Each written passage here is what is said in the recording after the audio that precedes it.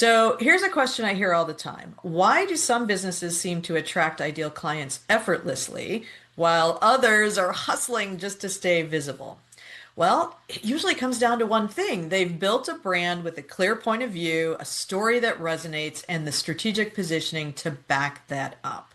But here's where it gets complicated. AI has just changed the rules. The content playing field got flooded overnight. And if you haven't done the foundational brand work yet, defining what makes you distinct, what stories you're telling, and who you're really there for, you're going to feel overlooked more than ever. Natalie Benamou is passionate about the intersection of strategic growth, personal branding, and the rise of AI. And she has some very specific, actionable things to say about what business owners, especially women business owners in the second half of their career, can do to stay relevant and in demand for what's next.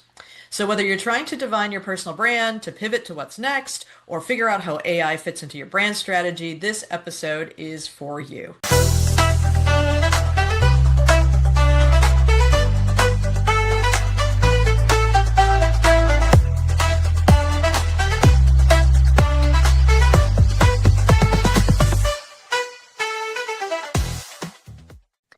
Welcome back to the Turbo Branding Show, where we help you ignite your growth by leveraging your brand to grow faster, easier, and more successfully. I'm your host, Sue Kirchner, founder of Brand Strong Marketing. Natalie, welcome so much to the show. I'm so excited to be here. Thanks for having me on the show. Yeah. I'm excited to dig in on the talk of personal branding, AI, and especially how women in the second half of their career can stay relevant. Because I have a lot of friends in that specific demographic group, and I would love them to hear this episode. But first, let me share a little bit more about your impressive background. Natalie Benamou is a strategic growth advisor, founder of HerCsuite, and creator of the Next to Lead AI Council. She helps executive women and the companies they lead with business growth, board readiness, and portfolio careers. She's also the best-selling author of Power of What's Next, Bold Moves by Design, host of the Top 25 Podcast Women Leaders on the Move, and CEO and president of HerCsuite, a nonprofit focused on women's health. That is impressive. How have you done all of that in your lifetime? Oh my gosh, thank you. I'm very humbled by that intro. Thank you so much. I appreciate it. Yeah, no, absolutely. So let's hear about this. What inspired you to create HerCsuite, and what's your interest in AI? How did that suddenly become something that you're like, I've got to dig into this? Well, it's interesting. I spent a career of being in trade shows. So talk about branding. Yeah. I launched many big, well-known products over the span of almost 3 decades. And when COVID hit, I really dug deep and decided I can remember the day when all the shows ended and it was, okay, doors closed, and, windows open. It's up to us to fly through. And I had been building on the side women's leadership and taking on leadership opportunities. I became president of an organization here in Chicago called the Healthcare Business Women's Association. It's actually a global women's network for women Yeah. healthcare executives. And I led a board of 19 people and a chapter of 850 people. And so that was kind of my stepping stone way before I did this. That was in 2014. And I stayed active until 2020 when I launched HerCsuite. So I always had it in my heart that I believe that I'm meant to lift women up. I think that's my purpose. And Nice. so at the end of 2020, I realized, okay, this is the moment to move forward. And over time, back in 2020, AI wasn't even on the radar of anything. And for the next 4 years or so, it wasn't. But last year, I started really getting focused for my nonprofit, HerHealthX, and then it transitioned over into HerCsuite, and I started infusing it into all the programs until I realized with the wealth transfer coming in 2028 to 2030, women are not at the seat of the table and driving the AI conversation. And that's why we launched a program that's really focused around that. So that's the long story. Yeah, no, I like that. I like that. So tell me a little bit more, because we're going to dig into AI and some of the other, platforms that you're building and things like that. But because you've built these multiple businesses and platforms, and I'm very interested in branding, what's the common thread in your work and in the different brands? Is it the passion, or is there something else that you can leverage through all of these different names that you've got? Her Health X, you've got, the Next to Lead, you've got your podcast name. These are all brands that are out there Yeah. with obviously you being the center of it, but, you know, is it your passion for lifting women up, or is there something else that can tie all these brands together? Well, I think it's really about women, and especially in the second half of their careers, stepping, into their ideal. What does it look like? The pie slices. So that's that portfolio career in life. Yeah. And so everything I do has that lens of how do we lead in with purpose and intention. So, and I'm actually about to launch something that's going to run everything. It's a framework that we're going to be launching for HerCsuite that runs and connects everything together, which will make sense. But I think at the heart of it, it's collaboration. How can women really collaborate differently and Mm. lift each other up and make an impact? And impact is always kind of a through line. All the women that I connect with always have that desire to leave the world in a better place. Okay. All right. Well, tell me a little bit more about that Collab 3 and this power of three concept. So, why is collaboration so central to growth, especially for women and especially for women in the second half of their careers? Well, I'm sure you see this in the work that you do that women are siloed and we've been siloed and women organizations are siloed and we've been trained to kind of be fearful of that collaboration because it's like, well, I don't want to give away my secret sauce to the other group. But you experienced it this week where three of us came together. One might say that the Dames could be viewed as a competitor to HerCsuite, but we're not. And Yeah. Innovation Women is a longtime alliance partner of mine. But that was the perfect synergy of Collab 3, where the three of us came together through an introduction. I met with Megan. Megan and I connected. I said, we have to bring in Bobby. And then we came up with something really fast. In less than 60 days, we launched that and delivered it. And so there's no limit when women connect and collaborate. But if we stay focused on the silos of like fear, of being worried that we shouldn't be connecting and collaborating, that's what's keeping us from really creating a new ecosystem, which is really what my hope is to create a new collaborative economy. Yeah. Yeah. And maybe tell my listeners just for a brief second here, the program that you were talking about. What was the title and what were you trying to Yeah, do to help well, people? thanks for asking because I think in this age of AI, and I know you've had programs on this, but the truth of the matter is that if we don't change what we're doing today, what got us here isn't going to take us there, to quote a very famous, Yep. Marshall Goldsmith saying.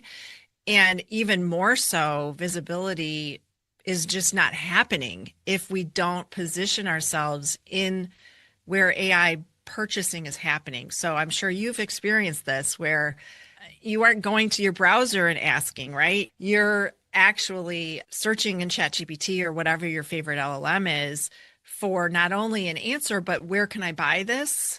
And so that's the reason that AEO has changed the buying. So women and women founders and all businesses have to shift. So the title was how to rebuild your web traffic using SEO, AEO, and AGO, but it's really was focused around the AEO experience. That was a long answer.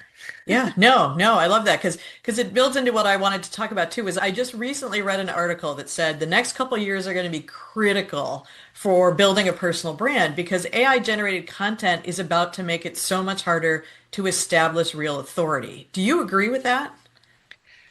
I do. And I think it matters where you're creating your authority. Mm. So it's interesting that Reddit and LinkedIn are becoming two of the most trusted sources for where AI is looking first for credibility and authority. And so I think it's going to be more important than ever to decide where we're spending our time and that we're creating authentic content. I'm sure you've experienced this where you're Yeah. on LinkedIn, and that's my main platform, so I'll just use that. Yeah. You can tell instantly when someone has used AI to write their post, not this, but that. I've been thinking, not, yes. That is like, so I feel Yeah, sad when I read that because I feel like, wow, you're missing the opportunity to have your voice, and your voice is that authentic way that is actually going to matter more than ever, right. than it did before. So I'd like to encourage listeners, there's no problem using it for ideas, Yes. but use your voice. I'm sure you would agree with Yeah, I using your voice. absolutely agree with that. Use your voice and also use your original authentic stories, right? Because Yes. that's where, you can describe your story way better than AI can. It can fix the grammar. Maybe it sometimes can shorten it a little bit for you because I tend to get a little long-winded sometimes, but it has to be your story, has to be your voice, and it can't be formulaic. And I know we're all trying to save time, and I, sometimes feel I'm guilty of trying to cut a corner here and there when there's a deadline and I need to get a post out or something. But yeah, you absolutely have to use it as a tool, use it as a guideline, but make sure it's Just your take the voice. 5 minutes extra to write it in your voice. Absolutely. Like Five once you to get the 10 minutes. framework, Make sure. yeah, Yeah, it yeah, sounds make like sure. you. Yeah. And I want to just Absolutely. build on something you said about story, which is I used to ask this at networking events. What is one thing Google doesn't know about you? And that dates the question. But now it's like, what is one thing AI should know about you? Yeah, Because it's still absolutely. going to that story, your personal stories, that it can't know what you did in college because it hasn't been, you probably haven't talked about that, but maybe there was a pivotal moment, or it can't talk Right. about, something that happened that really changed how you think. So Right. that would be the pivot I would make on that question, but I think it's still relevant today.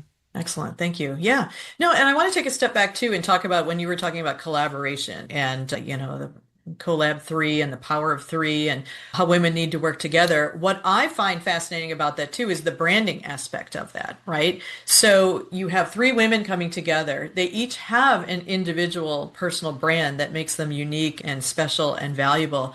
And not only are you leveraging your expertise to provide something special to a client or a market or an industry, but you also can leverage each other's brand to kind of lift everyone up and and look for the common threads between you. Because obviously, and I think this is what you're doing with Collab 3 too, is you're trying to match, women business owners who would be a good fit, I would think not only for expertise, but also for what is the brand? Are you an authority? Are you more tactical? Are you more strategic? And being able to play off of that elevates everyone's brand. Because I think it was when we talked prior to this meeting, it was like, you are the sum of the people you surround yourself with. And that helps impact your brand as you move forward. So, Yeah, and statistically, when three women come together, there's a book called Here Come the Girls by Don Barden, and he did 2,600 interviews. And statistically, when three women come together, it's not a 3x, it's a 9x result because of the way that we collaborate. hmm And so just shifting our mindset to think, who compliments me? And instead of the one-to-one introductions that we're so used to making, imagine making a 1 to 3, so that way three people can do that collaboration. And what's beautiful about it is you're not giving up your IP. When you collaborate in this way, it's not like, oh, I've got to build a new website. No, create something that's new like we did, but none of us gave up our website. None of us had to, create a whole new thing, right. but we were able to leverage each other's strengths. And I think that's a really amazing thing that women can do better in this era that we're about to enter. Yeah, yeah. Well, let me ask you too. So, a lot of your work focuses on executive women navigating the second half of their careers. Maybe it's a transition, maybe it's a pivot, reinvention, maybe they're going into entrepreneurship. But what personal brand mistakes do you see them make most often? And what does it actually take to stay visible and relevant in today's noisy AI market? Well, I think you have to make a decision what kind of business you're building and are you the brand? hmm Right. I've struggled with this myself Yeah. I mean, if you see me, I'm always dressed in an iconic look, color wise. Yep. And so I struggled and I've gone back and forth on I live that portfolio career because I did exit. So I'm sort of the first, the example of one to many. Yeah. So I would say that, you have to decide sometime if you're going to be consulting, what does that look like for you? And Right. most of the women that I've worked with don't do the personal like that. It's something separate. So I think that works really effectively. Yeah. And then I think it's really important to be speaking and getting visibility on the topic that you want to be known for, whether you create a newsletter on LinkedIn or one of the things on my bucket list, or Yeah, there you go. or if you are being a guest on podcasts or what have you, that really helps your personal visibility and brand in a way that then you will be searchable because you have been used externally. And so that would be one thing to think about strategically as you're planning out Right. what that next thing looks like. In addition to your revenue streams and all of that, it's like, well, what do you want to be known for? Right, right. Well, what have you seen come through, working with the women who've joined her C-suite and things like that? What are women pivoting to most often? Is it consulting? Is it board seats? Is it just maybe even going into a completely different career path or changing industries? What do you see being most common? Well, you know what's so interesting is that originally, I'll just take a step back. Originally, her C suite didn't have this in the purview. We were VPs to C suites wanting to get into the C suite. And then I started noticing this trend of women leaving corporate and just Okay. thinking, I'm ready to do something that is more meaningful to me or that I enjoy or what that might look like. Right. So, that's where she is. However, what's been interesting is women sometimes leave, start a business, and then say, I want to go back to corporate. Okay. Or they may be on that trajectory of I'm in corporate and I still have one more role in me. What does that look like that fills that? So it's not always I'm going to start something totally brand new. It Right. depends on where you are in your goals for your life and things like that. And I like to say it's a pie and how are you doing your slices? Yeah. And there also are women that are looking at multiple revenue streams. And so it could be a board role and an entrepreneur, role. So they could be consulting, which works perhaps nicely with having time to serve on a corporate board. So it really depends on your time, how you're visualizing your pie of Right. percentage, and where they want to go. Because I've seen pretty much all of the above that I've described, and Yeah. there's no one answer. It's really personal to the person. Yeah.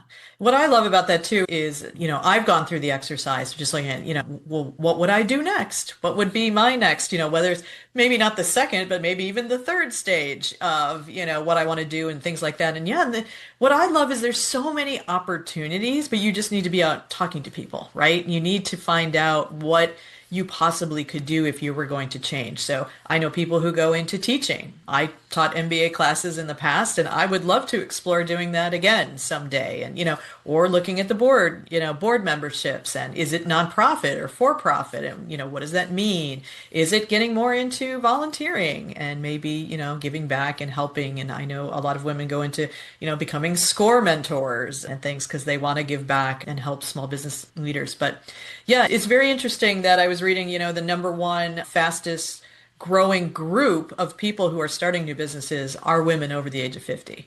Yes. I find that very exciting because seeing all the creativity and experience that's out there with peers and people I know and network with and seeing them bring something new forward into the business world it's exciting. So, Well, I think there's a certain sense of freedom when you mhm, hit that age demographic that you realize that you do have the power within to make what you want happen. mhm, Usually there are economic constraints that might dictate which way you're going to go, but if you really just pause and listen to the messages that are coming to you and then not shut those off, I think we tend to say, well, I can't do that because, or I'm really not good at that, or how do people see you? yeah, You may not even recognize the path. And that's the thing of like peer collaboration that's so beautiful is that then someone else can say, but Sue, you just said some things that you do, right? So maybe yeah, there's something in there that you haven't thought of. And right. so I think that's where we have to be open. And that's what women in our 50s are, I say are because that's me, not necessarily you, but I'm in my 50s. No, no, I'm Um, there. so, so it's really, Yeah. it's liberating, right? To Yeah. be able to take that step. Absolutely. Absolutely. And from a branding point of view, it's what I love about working with women in this age group too is again, when you're thinking about, what you want to do next and branding yourself, whether it's even just for getting a job or on a board or starting your own business, is it's more than your skill set. right? It's you actually have this experience dividend that you've amassed and grown over time in terms of it's not just your skill, it's also what you've seen, experience with others, but it's also the connections you've made. Who you could possibly bring with you into a new endeavor. And so that's kind of exciting. That to me is something that needs to be spoken about and leveraged more, in business and for women who are trying to pivot and move forward because it's something a 25-year-old does not have yet. She just had enough time to amass that unique value behind her. So. Yeah, agreed. Yes. Yeah. So let me ask you now, from a branding point of view again. So we've talked a little bit about, women leveraging their personal brand to land corporate board roles. How does branding yourself for a board position differ from, let's say, branding yourself to land a client project? I'm so glad you asked this because it's really different. And I Okay. think so often we think we have a resume and we can send out a resume. First of all, no.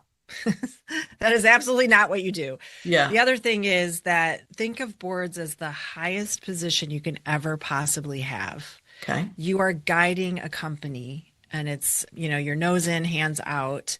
And it's at this elevated level that is not, you mentioned skills before, but it's actually what you normally would put on your resume is not what you would have on your board bio. Your board bio becomes a narrative, which Okay. should not be used. You should never do it with AI, by the way.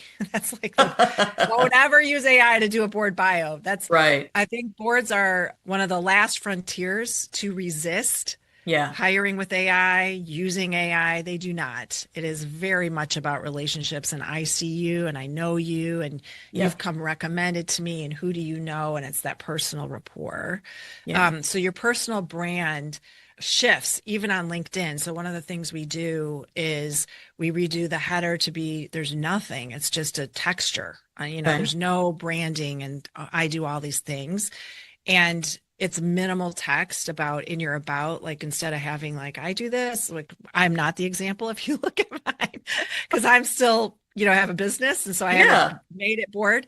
Right. But there's nuances like that. There's board language. It's human capital instead of HR. It's how are you positioning yourself?